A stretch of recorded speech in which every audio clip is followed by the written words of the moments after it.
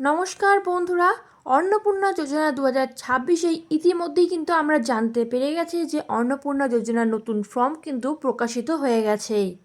অন্নপূর্ণা যোজনার এই ফর্মটি কে কে পাবেন, কি কি ডকুমেন্ট লাগবে, ফর্ম পূরণের A to Z গাইডলাইন কিন্তু আপনাদেরকে এই ভিডিওর মাধ্যমে দেখানো হবে। যারা এখনও পর্যন্ত আমাদের চ্যানেলটি সাবস্ক্রাইব করেনি, চ্যানেলটিকে সাবস্ক্রাইব করে বেল বাটন প্রেস করে রাখুন নতুন সরকারের নতুন নতুন আপডেট পাওয়ার জন্য। স্টেপ বাই স্টেপ সম্পূর্ণ গাইডলাইন নিয়ে চলুন ভিডিওটি শুরু করা যাক। অন্নপূর্ণা যোজনা পরিবারের তথ্য সংগ্রহের কিন্তু ফর্ম। এই ফর্মটি আপনারা কিভাবে ফিল আপ করবেন, নিচে কিন্তু সম্পূর্ণ বিবরণ দেওয়া রয়েছে। চলুন স্টেপ বাই স্টেপ আলোচনা করে ফিল আপ করা যাক। প্রতিটি বিভাগে স্পষ্ট ক্ষেত্র, টিক, চেকবক্সের বিকল্প এবং নির্দেশাবলী রয়েছে। প্রতিটি চেকবক্স ও ক্ষেত্র পরিষ্কারভাবে চিহ্নিত করা হয়েছে। আবেদনকারী এবং যাচাইকারীর কর্মকর্তাদের জন্য প্রয়োজনীয় নির্দেশনাবলী প্রদান করা হয়েছে। প্রতিটি বিভাগ পূরণ করা বাধ্যতামূলক। এবার এখানে দেখতে পাওয়া যাচ্ছে যে এখানে 3টি চেকবক্স করা হয়েছে। প্রথম চেকবক্সে বিভাগ ক্ষেত্র, বিকল্প, ইনপুট এবং নির্দেশনা। চলুন বিস্তারিত আলোচনা করে আপনাদেরকে দেখানো যাক কিভাবে এই ফর্মটি ফিল আপ করা হবে এবং এই ফর্মটি আপনারা কোথা থেকে পাবেন এবং কিভাবে ফিল আপ করবেন। প্রথমেই কিন্তু এখানে রয়েছে ক নম্বর দিয়ে পারিবারিক পরিচয়, মানে আপনাদের পরিবারে যে পরিচয়টি আছে সেই পরিচয়টি কিন্তু এই বক্সের মধ্যে তুলে ধরতে হবে। তো চলুন দেখা যাক এখানে কি বলেছে। পরিবারের প্রধানের নাম, আপনাদের পরিবারের যে প্রধান রয়েছে, প্রধান ব্যক্তি, গুরুজন ব্যক্তি, তার কিন্তু নামটি এখানে প্রথমেই তুলে ধরতে হবে। প্রথমে দিতে হবে পুরো নাম। এখানে বলা হয়েছে পুরো নাম লিখুন। পুরো নাম কিন্তু স্পষ্টভাবে লিখতে হবে এবং আধার কার্ড অনুযায়ী যে নামটি রয়েছে সেরকমভাবেই কিন্তু এখানে নামটি তুলে ধরতে হবে, নিজের মন মতন নয়। জন্ম তারিখ, দিন, মাস, সময় পরপর কিন্তু লিখতে হবে। এবং পরিবারের প্রধানের লিঙ্গ, পরিবারের প্রধান যদি পুরুষ হয়ে থাকে পুরুষে টিকমার্ক, মহিলা হয়ে থাকলে মহিলাতে টিকমার্ক, এবং যদি অন্যান্য হয়ে থাকে তাহলে অন্যান্যতে টিকমার্ক, যেটি হবে সেটাতে টিকমার্ক দিতে হবে।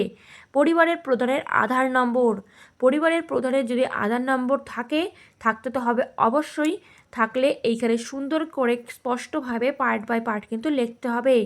এবং তারপরে 5 নম্বরে কি বলা হয়েছে, ডিজিটাল রেশন কার্ডের যদি আইডি থেকে থাকে তাহলে কিন্তু এই পাশে যে বড় লম্বা বক্সটি আছে সেখানে কিন্তু লিখতে হবে। তারপরে 6 নম্বরে পড়েছে পরিবারের সদস্য সংখ্যা, আপনাদের পরিবারের কতজন সদস্য। যদি 3 হয় তাহলে 3, যদি 5 হয় তাহলে 5, শুধুমাত্র সংখ্যায় কিন্তু এখানে লিখতে হবে। যতজন পরিবারের সদস্য ততজনের পরিবারের সদস্যের কিন্তু নাম লিখতে হবে। তারপরে কি বলা হয়েছে, 7 নম্বরে বলেছে ঠিকানা, এখানে আপনাদের যে স্থায়ী ঠিকানা সেটাই কিন্তু এখানে লিখতে হবে। এবং 8 নম্বরে বলা হয়েছে যোগাযোগ নম্বর, আপনাদের যে যোগাযোগ নম্বরটি রয়েছে ফোন নাম্বার, সেই ফোন নাম্বারটা কিন্তু এইখানে লিখতে হবে। যেই ফোন নাম্বারটা বিশেষ করে পরিবারের প্রধানের আধার নম্বরের সঙ্গে সংযুক্ত মোবাইল নম্বর, সেই নাম্বারটি কিন্তু এখানে লিখতে হবে। এর পরবর্তীতে 9 নম্বরে কি বলা হয়েছে, নাম, জন্ম তারিখ, লিঙ্গ, পরিবারের প্রধানের সঙ্গে সম্পর্ক এবং আধার নম্বর পরিবারের সকল সদস্যের। তো এখানে কি বলা হয়েছে, বয়স 5 বছরের কম হলে আধারে NA চিহ্ন করুন। এবং অন্নপূর্ণা যোজনার জন্য যদি আবেদন করা হয়ে থাকে তাহলে কিন্তু এখানে হ্যাঁতে টিকমার্ক দিতে হবে, যদি না করা হয়ে থাকে তাহলে এখানে না বলে লিখতে হবে। পরিবারের প্রধান সদস্য 1 নম্বর, নাম, এখানে নামটি কিন্তু ক্যাপিটাল অক্ষরে লিখতে হবে এবং জন্ম তারিখও কিন্তু দিতে হবে। লিঙ্গ, কোন লিঙ্গ সেটি কিন্তু এখানে দিতে হবে, যদি পুরুষ হয়ে থাকে পুরুষ, যদি মহিলা হয়ে থাকেন মহিলা কিন্তু এখানে লিখতে হবে। এবং এটি কিন্তু সম্পূর্ণ বাংলাতেই লিখতে হবে। যদি আপনারা ইংলিশে পেয়ে থাকেন তাহলে ইংলিশে এখানে লিখবেন, যদি ইংলিশে আপনারা না পারেন তাহলে কিন্তু এখানে বাংলাতেই লেখার চেষ্টা করবেন। 1 নম্বর, 2 নম্বর এবং সদস্য নাম্বার 3 নম্বর সেমভাবে কিন্তু এটি পূরণ করে যেতে হবে, আলাদা কিন্তু কোনো ব্যাপার নেই। যা লেখা রয়েছে ঠিক ততটুকুনি আপনারা এখানে পূরণ করার চেষ্টা করবেন, এক্সট্রা কিন্তু এখানে ঘিজিমিজি করবেন না। এবার 10 নম্বরে কি বলা হয়েছে, পরিবারের প্রধান এবং পরিবারের সকল প্রাপ্তবয়স্ক সদস্যের ব্যাংক অ্যাকাউন্ট নগদ অর্থ স্থানান্তরের জন্য। নগদ অর্থ স্থানান্তরের জন্য এখানে কিন্তু ব্যাংকের ডিটেলস চাওয়া হয়েছে। এটি কিন্তু আপনারা একদমই ভুল করবেন না, খুবই ধীরে ধীরে এবং স্পষ্টভাবে কিন্তু ব্যাংকের বই পাশে নিয়ে সম্পূর্ণভাবে কিন্তু এই জিনিসটি ফিল আপ করার চেষ্টা করবেন। এটি যদি ভুল হয় তাহলে কিন্তু আপনাদের এই ফর্মটি পূরণ করা সম্পূর্ণ বৃথা। সদস্য 1 নম্বরে যিনি রয়েছেন তার এখানে ব্যাংকের ডিটেলস দিতে হবে। ব্যাংকের নাম যদি SBI হয়ে থাকে তাহলে SBI, যদি ব্যাংক অফ ইন্ডিয়া হয়ে থাকে তাহলে ব্যাংক অফ ইন্ডিয়া, যদি পাঞ্জাব ন্যাশনাল হয়ে থাকে তাহলে পাঞ্জাব ন্যাশনালে কিন্তু এখানে নামটি লিখতে হবে। তার পাশাপাশি এখানে কি বলা হয়েছে, অ্যাকাউন্ট নাম্বারটি দিতে হবে এবং অ্যাকাউন্ট নাম্বারের নিচে IFSC কোড কিন্তু রয়েছে, সেই কোডটি কিন্তু এখানে দিতে হবে। এবং এখানে কিন্তু দেখুন আরও একটি গুরুত্বপূর্ণ জিনিস বলা হয়েছে, ডিবিটি ক্রেডিটের জন্য আধার লিঙ্কযুক্ত ব্যাংক অ্যাকাউন্ট প্রদান করুন। যেই অ্যাকাউন্টটি ডিবিটি লিঙ্ক করা রয়েছে আপনাদের সেই অ্যাকাউন্টটি কিন্তু এইখানে দিতে হবে। অযথা অন্য কোনো অ্যাকাউন্ট দেবেন না, যেহেতু এখন ডিবিটি লিঙ্কের সঙ্গে যুক্ত ব্যাংক অ্যাকাউন্টটি চাইছে ট্রান্সফার করার জন্য, সেহেতু ডিবিটি লিঙ্ক যেই অ্যাকাউন্টে রয়েছে সেই অ্যাকাউন্ট নাম্বারটি কিন্তু এখানে লিখতে হবে। তো বন্ধুরা, আশা করি এই ফর্মটি কিভাবে পূরণ করতে হবে আমি আপনাদেরকে বোঝাতে পারছি। যদি না বুঝতে পেরে থাকি, আপনাদের একটুও বুঝতে অসুবিধা হয়ে থাকে, কমেন্ট বক্সে আপনারা কমেন্ট করে যাবেন আপনাদের কোন পার্ট বুঝতে অসুবিধা হয়েছে, আমি সেটিকে কিন্তু সম্পূর্ণভাবে বিশ্লেষণ করার চেষ্টা করব। তো বন্ধুরা চলুন এবার 11 নম্বরে কি বলা হয়েছে জানা যাক। এপিক, HOF এবং সকল প্রাপ্তবয়স্ক সদস্য ভোটার তালিকায় অংশ নম্বর সহ। তো বন্ধুরা এখানে কি বলা হয়েছে, এপিক, এখানে এপিক নম্বর আপনারা কোথায় পাবেন, এপিক নম্বর কিন্তু পাবেন আপনারা ভোটার তালিকায়। HOF এপিক নম্বর এবং বিধানসভা ক্ষেত্র ও অংশ নম্বর সহ এখানে কিন্তু নাম্বারগুলো লিখতে হবে পার্ট বাই পার্ট। সদস্য 1 নম্বরে যিনি রয়েছেন তার এপিক নম্বর এবং বিধানসভা ক্ষেত্র এবং অংশ নম্বর এখানে লিখতে হবে। যিনি সদস্য নাম্বার 2-এ রয়েছেন সদস্য নাম্বারে 2-এ লিখতে হবে। সদস্য নাম্বার 3-এ যিনি রয়েছেন তার এপিক নম্বর এখানে পার্ট বাই পার্ট কিন্তু ভোটার তালিকায় আপনারা পেয়ে যাবেন। ভোটার তালিকা দেখে দেখে কিন্তু এইখানে ফর্মটি পূরণ করতে হবে। আশা করি আপনাদেরকে বোঝাতে পেরেছি। এখানে 12 নম্বরে কি চেয়েছে, 12 নম্বরে চেয়েছে কিন্তু বিভাগ। এখানে বিভাগ অর্থাৎ আপনারা কোন শ্রেণীভুক্ত সেটিতে কিন্তু টিকমার্ক দেওয়ার কথা বলা হয়েছে। যদি আপনারা SC হয়ে থাকেন, তপশিলি জাতি হয়ে থাকেন তাহলে তপশিলি জাতিতে টিকমার্ক দিতে হবে। যদি আপনারা ST হয়ে থাকেন, তপশিলি উপজাতি হয়ে থাকেন তাহলে তপশিলি উপজাতিতে টিকমার্ক দিতে হবে। আপনারা যেই শ্রেণীভুক্ত হয়ে থাকেন না কেন এখানে সেটিতে কিন্তু টিকমার্ক দিতে হবে।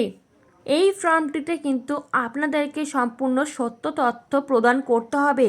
যদি আপনারা ভুল তথ্য প্রদান করে থাকেন তাহলে কিন্তু আপনারা এই সুবিধা পাবেন না। এবং এই ফর্মটি পূরণ করে কোথায় জমা দিতে হবে, যদি আপনারা অফলাইন করে থাকেন তাহলে অফলাইনে কোথায় জমা দিতে হবে এবং অনলাইনে করলে কিভাবে জমা দিতে হবে, সম্পূর্ণ তথ্য কিন্তু এই ভিডিওর মাধ্যমেই জানানো হবে আপনাদেরকে। খ নম্বরে কী চাইছে, রেশন কার্ড খাদ্য ভর্তুকি সঠিক হলে টিক চিহ্ন দিন। যদি আপনাদের এই জিনিসটি সঠিক হয়ে থাকে তাহলে কিন্তু এখানটাতে টিক চিহ্ন দিতে হবে।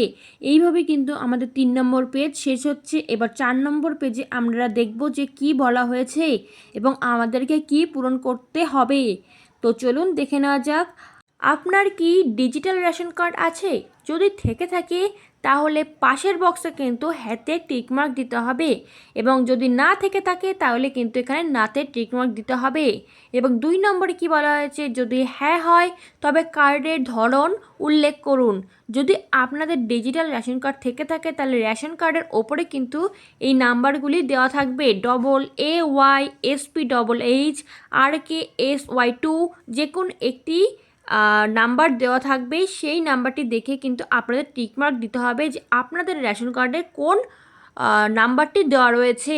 এবং যদি আপনাদের ডিজিটাল রেশন কার্ড না থেকে থাকে তাহলে কিন্তু এখানে কোনো টিকমার্ক আপনাদের দিতে হবে না।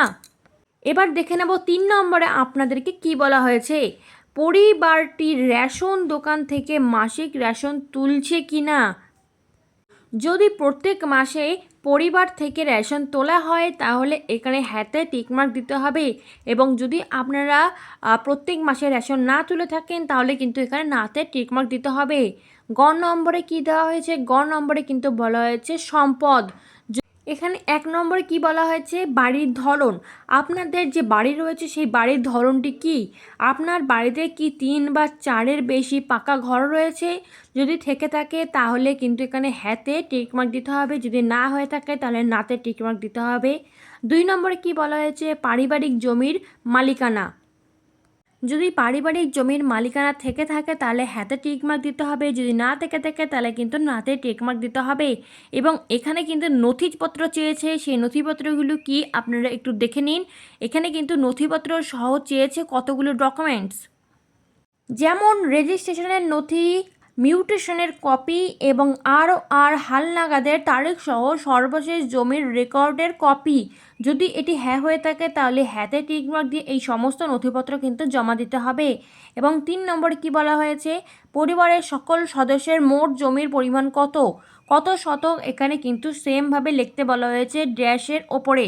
এই যদি 2.5 কাঠা হয়ে থাকে তাহলে 2.5 কাঠা লিখবেন, যদি 4 কাঠা হয়ে থাকে জমি তাহলে কিন্তু এখানে 4 কাঠা লিখতে হবে। এবং রেজিস্ট্রেশন নথি সর্বশেষ আর জমির নথি কিন্তু এখানে চেয়েছেন। 4 নম্বর কি বলা হয়েছে, যানবাহন। আপনি পরিবারের কোনো সদস্য কি অবাণিজ্যিক মোটর চালিত 4 চাকার গাড়ি আছে?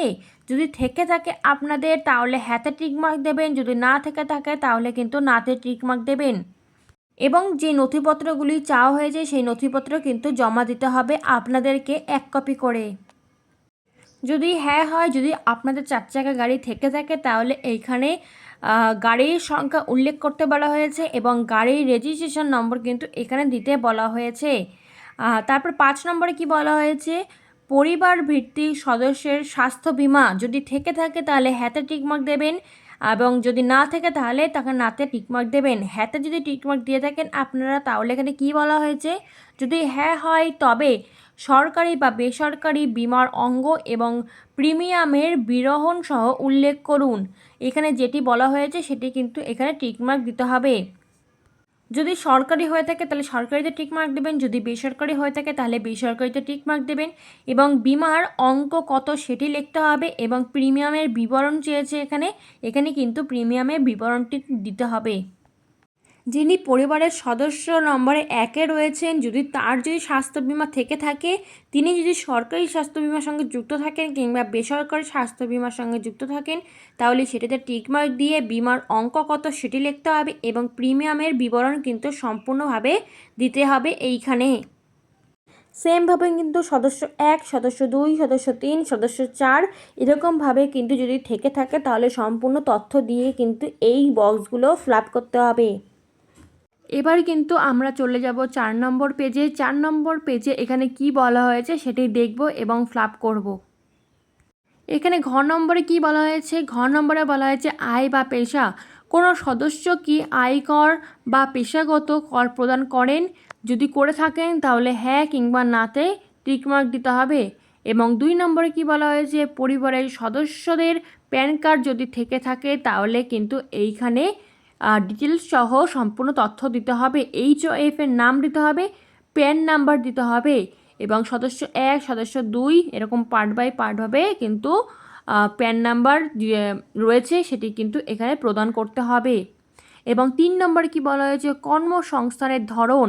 পরিবারের প্রধান যদি সরকারি ক্ষেত্রে থাকেন তাহলে সরকারি ক্ষেত্রে টিকমার্ক দিতে হবে, বেসরকারি ক্ষেত্রে বেতনভুক্ত কর্মচারী হলে এখানে সেটাতে টিকমার্ক দিতে হবে। যেমন পার্ট বাই পার্ট রয়েছে সেখানে কিন্তু পার্ট বাই পার্ট কিন্তু এখানে টিকমার্ক দিতে হবে। সবচেয়ে উপযুক্ত ঘরের টিক চিহ্ন দিন, যদি থাকে প্রয়োজনীয় নথি ঘোষণা জমা দিতে হবে। এখানে কিন্তু সম্পূর্ণভাবে বলে দিয়েছে যে যেটিতে আপনি টিকমার্ক দিবেন সেটির কিন্তু প্রমাণসহ প্রুফ জমা দিতে হবে।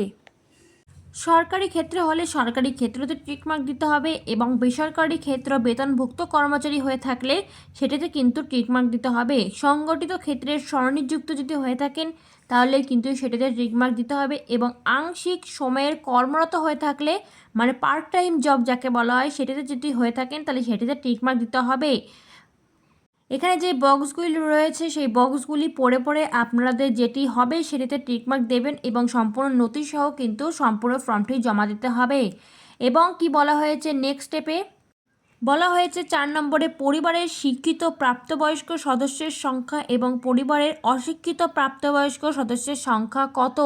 শিক্ষিত সদস্যের সংখ্যা কটি রয়েছে এখানে সেটি দিতে হবে, এবং অশিক্ষিত মানে যারা পড়াশোনা একদমই করেননি তাদের সংখ্যা কত এখানে সেটি কিন্তু দিতে বলা হয়েছে।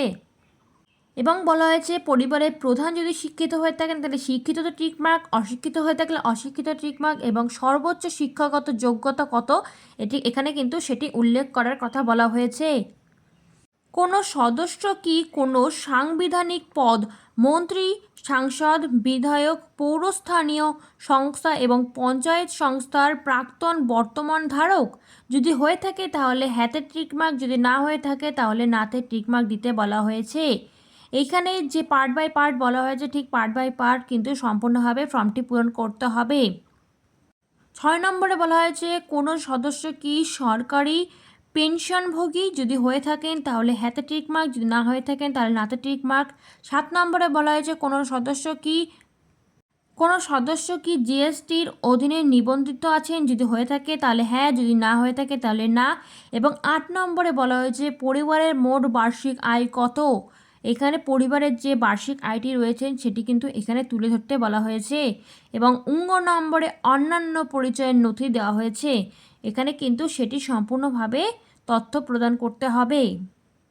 3 নম্বরে কি বলা হয়েছে যদি এসআইআরে 2026-এর নাম বাদ পড়ে থাকে তবে মামলাটি ট্রাইব্যুনালে বিচারাধীন কিনা সেটি কিন্তু এখানে জানতে চাওয়া হয়েছে। এখানে প্রযোজ্য নয় যদি হয়ে থাকে তাহলে সেখানে টিকমার্ক দেবেন, যদি না হয়ে থাকে তাহলে পুরোপুরি নাতে টিকমার্ক দেবেন। যদি হ্যাঁ হয়ে থাকে তবে মামলাটির বিবরণ দিয়ে সম্পূর্ণ নথিপত্র দিয়ে কিন্তু এটিকে ফিল আপ করতে হবে। 4 নম্বরে বলা হয়েছে সামাজিক মর্যাদা এবং নির্ভরশীল ব্যক্তিগত। 1 নম্বরে বিদ্যালয়ের অধ্যয়নরত পরিবারের সকল শিশুর বিবরণ।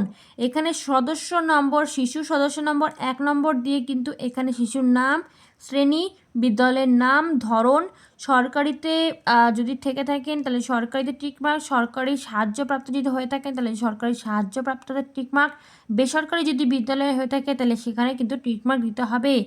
এবং কি বলা হয়েছে বিদ্যালয়ের ধরন অন্যান্য নির্বাচন করলে অনুগ্রহ করে বিস্তারিত উল্লেখ করুন, যেমন ওপেন স্কুলিং, হোম স্কুলিং ইত্যাদি। এখানে কিন্তু সম্পূর্ণ নথি আপনারা পড়ে পড়ে কিন্তু ফিল আপ করার চেষ্টা করবেন। যদি আপনাদের আমার কোনো কথা কিংবা ভিডিওতে অসুবিধা হয়ে থাকেন ভিডিওটি পজ করে নিয়ে কিন্তু আপনারা দেখে সম্পূর্ণ নথি সহ ফর্মটি পূরণ করতে পারেন। 2 নম্বরে দিয়েছে শিশুর টিকাকরণের বর্তমান অবস্থা, এবং 6 নম্বরে বলা হয়েছে কি সরকারি প্রকল্পের আওতার সুবিধা। আপনি কি কোনো সরকারি প্রকল্পের সুবিধার ডিবিটির মাধ্যমে পাচ্ছেন? যদি পেয়ে থাকেন তাহলে কিন্তু এখানে নথিপত্র ঠিক সম্পূর্ণভাবে জমা দিয়ে এটিকে ফিল আপ করতে হবে। এবং 11 নম্বর পেজের পরে 12 নম্বর পেজে কি বলা হয়েছে 2 নম্বরে বলা হয়েছে বাদ দেওয়া হলে কারণ অফিসার কর্তৃক পূরণীয়। বর্গের জয় কি বলা হয়েছে এখানে ঘোষণা ও সম্মতি। আমি এই মর্মে ঘোষণা করছি যে ওপরে প্রদত্ত তথ্য আমার জ্ঞান ও বিশ্বাস অনুযায়ী সত্য এবং প্রযোজ্য ক্ষেত্রে আমি সকল সহায়ক নথি প্রদান করেছি এবং ওপরে উল্লেখিত কোনো মানদণ্ড বাদ দিইনি। আমি অবগত যে আমার এই প্রদত্ত কোনো তথ্য মিথ্যা প্রমাণিত হলে আমার সামাজিক সুরক্ষা সংক্রান্ত সুবিধাসমূহ বন্ধ হয়ে যেতে পারে। তাহলে বন্ধুরা এখানে কি বুঝলেন আপনারা? এখানে যদি আপনারা ভুল নথিপত্র জমা দিয়ে থাকেন তাহলে কিন্তু এই সুবিধা থেকে আপনারা বিরত থাকবেন, আপনারা কিন্তু এই সুবিধা পাবেন না। এখানে এই সম্মতি দিয়ে আপনাদের এই জায়গাটি টিকমার্ক দিয়ে কিন্তু এখানে সিগনেচার করতে হবে। আর নিচে যে 12 নম্বরের পেজটি রয়েছে সেই 12 নম্বর পেজটিতে বলা হয়েছে শুধুমাত্র সরকারি ব্যবহারের জন্য। এটি কিন্তু আপনারা ফিল আপ করতে পারবেন না। এটি যেই সরকারি অফিসার আছেন তিনি কিন্তু এই ফর্মটি 12 নম্বর পেজটি পূরণ করবেন এবং সর্বশেষ কিন্তু এই ফর্মটি জমা পড়বে এবং আপনারা সুবিধাপ্রাপ্ত হবেন। তো বন্ধুরা আশা করি এই ভিডিওর মাধ্যমে আপনারা সম্পূর্ণ তথ্য পেয়ে গেছেন এবং নতুন সরকারের নতুন নতুন আপডেট পেতে আমাদের চ্যানেলটিকে সাবস্ক্রাইব করে বেল বাটন প্রেস করে আমাদের সঙ্গে থাকুন এবং আপনারা সবাই ভালো থাকুন, সুস্থ থাকুন এবং আমাদের সাথে এভাবেই যুক্ত থাকুন।